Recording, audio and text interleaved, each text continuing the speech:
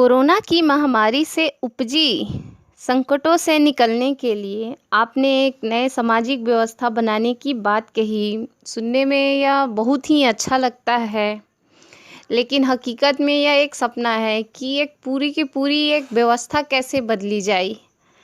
क्या आपके पास इसके क्रियान्वयन की कोई रूपरेखा है? प्रश्न तो जायज है।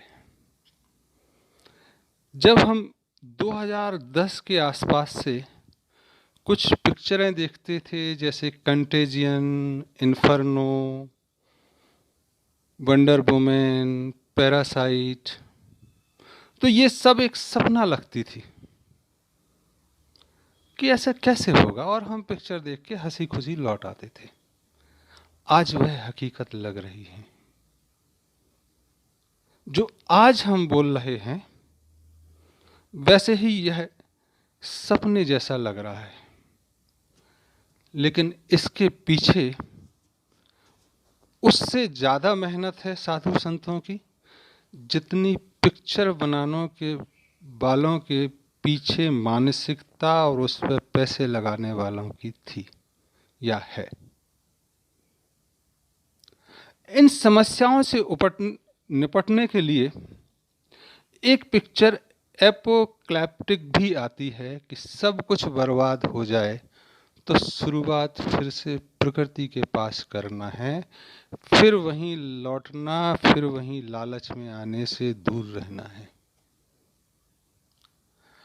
आज जो कोरोना की महामारी आई, दिसंबर, जनवरी, फरवरी तक लगता था कि यह श्वसन प्रणाली में दिक्कत देती है और एक वायरल फ्लू का अधिकतम रूप जैसे है, जिसमें लोग मर भी सकते हैं और बच भी सकते हैं। लेकिन जैसे जैसे धीरे धीरे ये बीमारी बढ़ रही है, एक देश से दूसरे देश जा रही है, तो कुछ लोगों का कहना है कि वायरस म्यूटेट होके बहुत बार बदल गया है,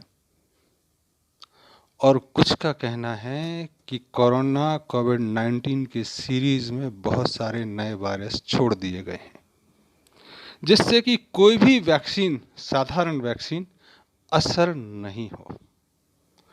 ऐसे में एक प्रयोग 2017 से चल रहा है कि ऐसी चीज बनाएं जिससे शरीर में एंटीबॉडीज वो वायरस के हिसाब से बनाने लगे।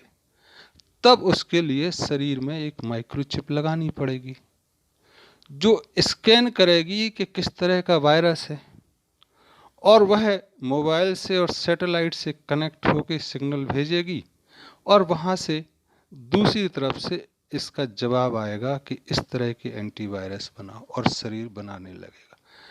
तब यह प्रक्रिया उस तरफ ले जा रही है। बीमारी के शुरू में लगा था कि यह चमगादड़ों से निकली है, लेकिन आज एक नॉर्मल इंसान से लेके नोबेल लॉरेट तक यह मानने को तैयार नहीं है कि यह लैब में नहीं बनी है। कुछ कहते हैं कि यह एक लैब वुहान में बनी है, तो वहीं दूसरे तरफ लोग कहते हैं कि वुहान की लैब फ्रांस और अमेरिका के सहयोग से बनी है। कुछ लोग कहते हैं यह टेक्सास में भी बना है। चीजें बहुत रहस्यमयी हो गई हैं। कुछ लोग ऐसे बीमार हुए जो किसी के संपर्क में नहीं आते हैं, और वहीं दूसरी ओर वुहान से कुछ दूरी पर यह बीजिंग और संघाई नहीं पहुंची। वहीं स्विट्जरलैंड और ऑस्ट्रेलिया में भी ये बीमारी नहीं पहुंची। इस बीमारी के पीछे क्या गणित होगी, वह धीरे धीरे सामने आने लगी है। बीमारी से लड़ने के लिए एक तरफ जनता को घरों में कैद कर दिया गया है, पत्रकारों को घरों में कैद कर दिया गया है, और दूसरी तरफ सत्ता के संघर्ष चलने लगे हैं। बाजारों में पेट्रोल ऋणात्मक कीमत पे आ गया है, जिसका मतलब कि उठाने के लिए पैसे लेंगे। जैसे मकान तोड़ते हैं तो मलबा उठाने के लिए पैसे देते हैं, वैसे पैसे देंगे तो तेल उठाएंगे। बहुत सारे बाजार क्रैश कर गए हैं। तो जो क्रैश करे होंगे तो पैसा कहीं ना कहीं तो गया होगा। तो जिन्होंने इस सिस्टम में पैसा लगाया था उन्होंने उस हवा में आम जनता का भी पैसा लगवाया था। वो अपना पैसा भी निकाल ले गए और जनता का भी पैसा निकाल ले गए। भारत की अगर बात करें तो 94, 2006-07 और फिर 17-18 में शेयर बाजार में बहुत बूम आया। तत्कालीन सत्ताओं को लगा कि विदेशी निवेश आ रहा है और उसके 1-2 बरस बाद पता लगा कि विदेशी निवेश तो ठीक है, वो देसी धरोहर को भी लेके चले गए। आज दुनिया में जो ऊहापोह दिखाई दे रही है, वायरस के पीछे जो सत्ता संघर्ष चल रहे हैं, जिसमें बहुत सारे राष्ट्राध्यक्षों को भी दरकिनार कर दिया गया है, जिसमें नॉर्थ कोरिया के शासक को भी दरकिनार कर दिया गया है, ऐसी खबरें आती हैं। बहुत सारे, जैसे गैंगवार होता है वैसे ही रईस लोगों में भी गैंगवार चल रहा है और कई कत्लेआम भी हो रहे हैं। कई राष्ट्राध्यक्ष जहां लोकतंत्र है 4-5 साल के लिए आते हैं, उन्हें वहाँ की सेना ने, जैसे पूर्व में सेनापति राजा को कैद कर लेते थे और नाम कुछ भी देते थे, आज वह कैद कर लिए गए हैं और नाम बोला जा रहा है कि उन्हें कोरोना हो गया और वो सेल्फ क्वारंटाइन में चले गए और वो वापस आएंगे या नहीं, यह हो सकता है कि वो मार दिए जाएं या हो सकता है वो शर्तों को मान लें तो उन्हें वापस ले आया जाए। लेकिन आज जो बीमारी चल रही है, जहाँ तक ये पहुँची है, यह सिर्फ रेस्पिरेटरी सिस्टम में ही दिक्कत नहीं देती है, नर्वस सिस्टम में भी दिक्कत देने लगी है। तो जिनको भी ये बीमारी हो रही है उनको मिर्गी के दौरे, उनको मानसिक थकान भी होने लगी है। तो ऐसे जो लोग दरकिनार कर दिए गए हैं वो वापस आएंगे भी तो काम के नहीं बचेंगे। ऐसी परिस्थिति में हम क्या करें? तो हम आज भारत से बोल रहे हैं, तो भारत की स्थिति बहुत अच्छी कही जा सकती है। चीजें चाहे जैसे भी हों, 1947 में देश भौतिक रूप से आज़ाद हुआ और ये 22 मार्च से जब विदेशी लोग चले गए तो मजबूरी में या किस्मत से हम मानसिक रूप से भी आज़ाद हुए। कुछ आदतें हैं हमारी कि जो हम बाहरी रूप से देख रहे हैं और अपने को संचालित कर रहे हैं, लेकिन अब खड़े होने की ज़रूरत है, क्योंकि ना तो बाहर से सही मार्गदर्शन आएगा और उनको फुर्सत भी नहीं है, और आएगा तो आपकी धरोहर में निवेश करके आपकी संपदा को ले जाने के लिए ही आएगा। तब आज एक जश्न मनाने का दिन भी है कि भारत मानसिक रूप से आज़ाद हुआ और ऐसे बहुत सारे राष्ट्र मानसिक रूप से आज़ाद हुए। तब भारत के नेतृत्व को आंखें, कान, दिल, दिमाग खुला रखना होगा कि दुनिया में क्या चल रहा है और अपने को बचाना होगा, और एक दुनिया में नई शक्ति का संचार करना होगा कि ऐसे भारतीय मानस के हिसाब से दुनिया चलेगी तो ठीक चलेगी।